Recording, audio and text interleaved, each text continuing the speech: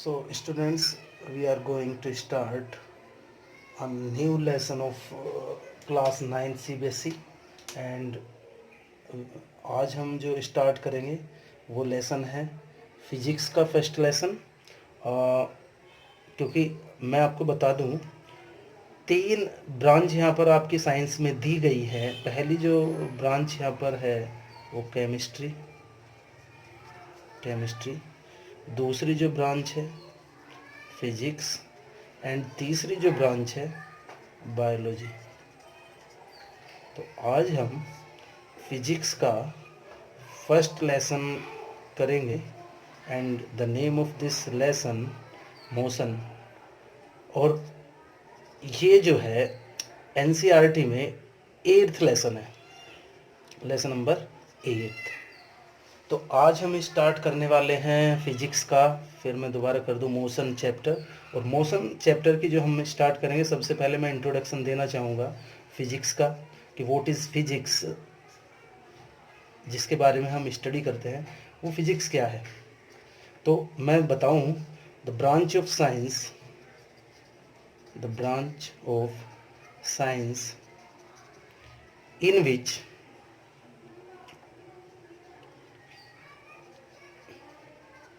we study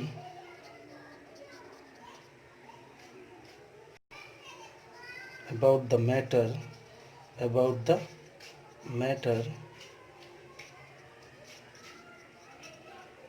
and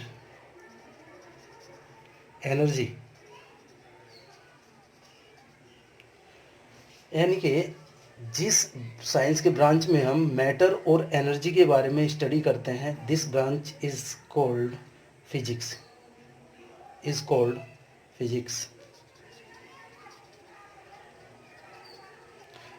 science के देखो, the branch of the science in which we study about the matter and energy. Science की ऐसी branch जिसमें हम matter और एनर्जी के बारे में स्टडी करते हैं, इट इज़ कॉल्ड फिजिक्स। और फिजिक्स के जो हम चैप्टर मोशन की बात करें, मोशन का जो कॉन्सेप्ट है, इसमें बहुत सारे कॉन्सेप्ट हम क्लियर करेंगे। हम इसे दो तरीके से यहाँ पर क्लियर करने वाले हैं। सबसे पहले तो जो भी कॉन्सेप्ट इसके लेसन में दिए गए हैं वो हम क्लियर करेंगे, और दूसरे नंबर पर इसके न्यूमेरिकल हम क्लियर करेंगे। तो हम शुरू करते हैं। पहला कॉन्सेप्ट रेस्ट। देखो रेस्ट क्या है।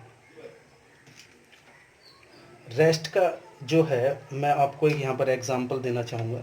सभी जो बच्चे हैं वो बड़े ध्यान से देखेंगे, जिससे कि सारी की सारी चीज़ें आपके क्लियर होते चले। तो सपोज़ करिए यहाँ पर कोई स्कूल है और स्कूल में से कोई बच्चा यहाँ से निकला और वो निकल करके यहाँ पर खड़ा हो जाता है। ये क्या है? ये एक बॉय है, ये एक स्टूडेंट है जो स्कूल से यहाँ ए पॉइंट पर खड़ा हो जाता है। वो the boy is not moving, वो स्टे करा हुआ है यहाँ पर। तो आप देखेंगे जो बॉय है वो यहाँ पर इसी पॉइंट पर after 2 minute, after 3 minute, after 5 minute, you observe that the boy is at a point, he is not moving anywhere. वो कहीं भी नहीं जा रहा है, वो स्कूल के जो भी पॉइंट हमने लिया था वो वहीं का वहीं है। तो ऐसी पोजीशन को हम रेस्ट कहते हैं। इसे लैंग्वेज में क्या कहेंगे, देखो बड़े ध्यान से देखना है, क्योंकि रेस्ट और मोशन का सबसे पहले कॉन्सेप्ट आपका क्लियर होना चाहिए। तो रेस्ट की मैं अगर बात करूं, when a body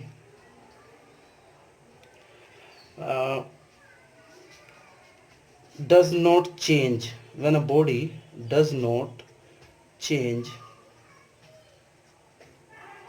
its position with respect to the reference point. यानी कि अगर रेफरेंस पॉइंट की बात करें हम, तो रेफरेंस पॉइंट के अकॉर्डिंग वो बॉडी जो है वो अपनी पोजीशन चेंज नहीं करती। जैसे हमने इस एग्जांपल में देखा कि जो स्कूल को हमने रेफरेंस पॉइंट माना, ये रेफरेंस पॉइंट है, रेफरेंस पॉइंट। और ये जो बॉय है वो उससे जहाँ भी है वो ही इज़ नॉट मूविंग, तो उसे कहेंगे हम रेस्ट में। जैसे एक क्लास में कोई बच्चा बैठा हुआ है, टेबल रखी हुई है या चेयर कोई रखी हुई है, these object are in rest position, rest state, क्योंकि ये अपनी पोजिशन को नहीं बदलते। तो when a body does not change its position with respect to the reference point, it is said rest, state of rest, state of rest, इसे state of rest कहा जाता है। Clear?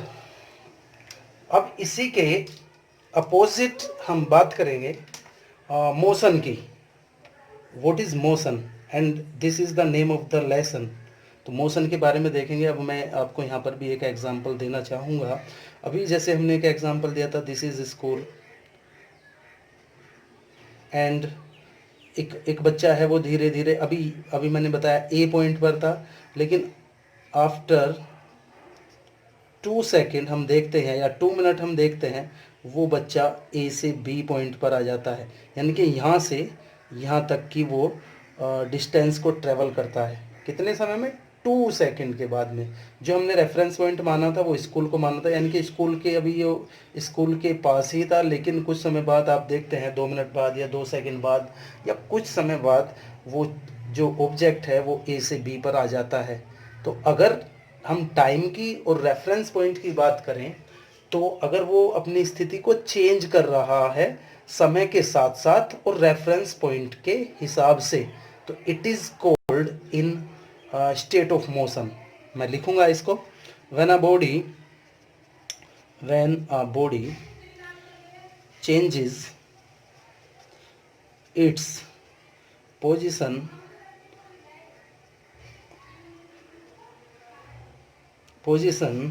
with respect to the with respect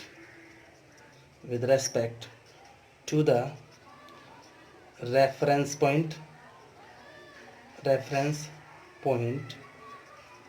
and time।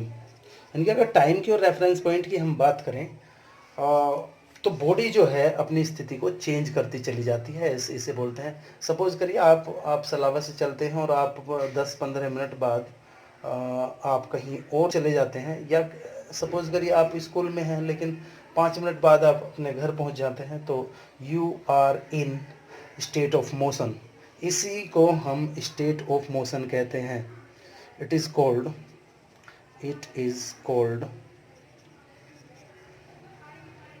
State of motion. यानी कि दोनों की दोनों स्थितियां हैं। अगर टाइम के साथ साथ कोई वस्तु अपनी स्थिति नहीं बदलती, सपोज कर ये पेन है, पेन यहीं का यहीं रखा हुआ है, after 5 second, after 10 second, after 20 second और 1 minute, you observe that this object is here. It does not change its position with respect to the time and reference point. तो this is called in rest, state of rest। लेकिन अगर ये pen यहाँ से चलना, इस तरीके से हिल डुलना शुरू कर देता है, तो it is called in motion, क्योंकि टाइम के साथ साथ और रेफरेंस पॉइंट कोई भी आपने जो रखा हुआ है उसके कॉन्टेक्स्ट में अगर हम इसकी बात करते हैं तो ये अपनी स्थिति को चेंज करता है। तो this pen will be called in state of motion. I hope कि सारी की सारी चीज़ें आपकी क्लियर होती चल रही होंगी। अब मैं यहाँ पर दूसरा एक इसी से रिलेटेड फिजिक्स के जो फर्स्ट चैप्टर में जो बिल्कुल बेसिक कॉन्सेप्ट है उसके बारे में आपसे बात करने वाला हूँ। And this concept is physical quantities.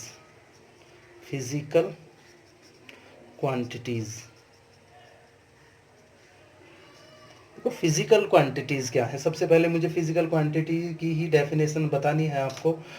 It is the property of material. Physical जो क्वांटिटी है, it is the property of materials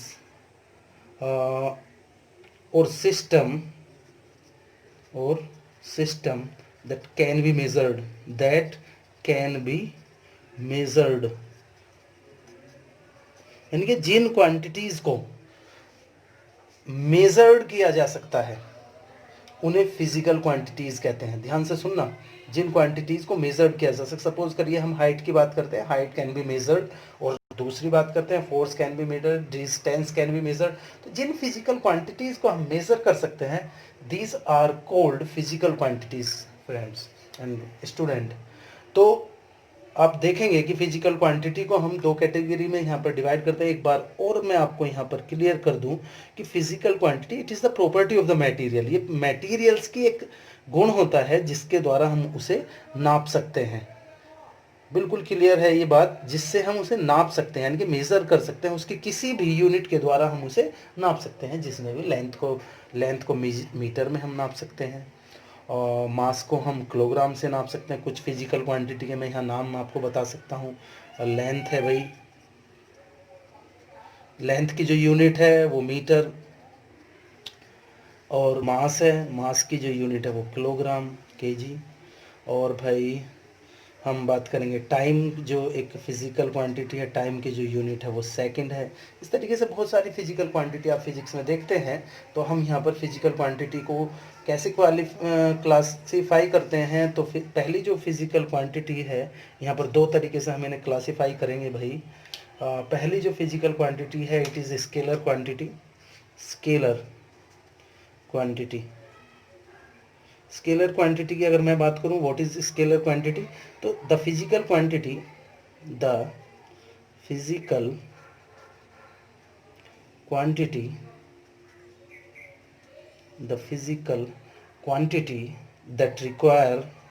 that require both magnitude mean unit, यानी कि नापने की जो यूनिट है, magnitude and direction, sorry magnitude not direction,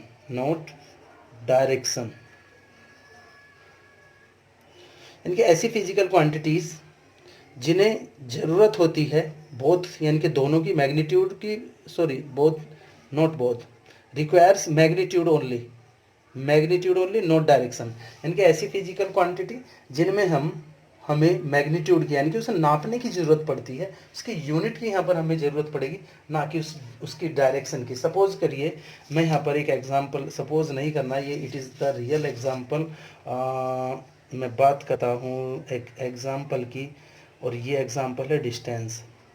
तो distance की अगर मैं बात करूँ, डिस्टेंस इधर से इधर भी हो सकती है, डायरेक्शन बताने की हमें कोई ज़रूरत नहीं, इस तरीके से भी हो सकती है, इस तरीके से भी हो सकती है। तो we do not need any type of direction to describe the physical scalar quantities। हमें जो है इनकी डायरेक्शन की ज़रूरत नहीं है, केवल यहाँ पर मैग्नीट्यूड यानी कि यूनिट की ज़रूरत पड़ेगी इन्हें डिस्क्राइब करने के लिए। तो बिल्कुल क्लियर ये बात है कि जिन फिजिकल क्वांटिटीज़ को केवल मैग्नीट्यूड की ज़रूरत होती है, डायरेक्शन की ज़रूरत नहीं होती, इसे हम स्केलर क्वांटिटी कहते हैं। दूसरी क्वांटिटी की मैं बात करूँगा, वेक्टर क्वांटिटी। वेक्टर क्वांटिटी ये कैसी क्वांटिटी है, यानी कि द फिजिकल क्वांटिटी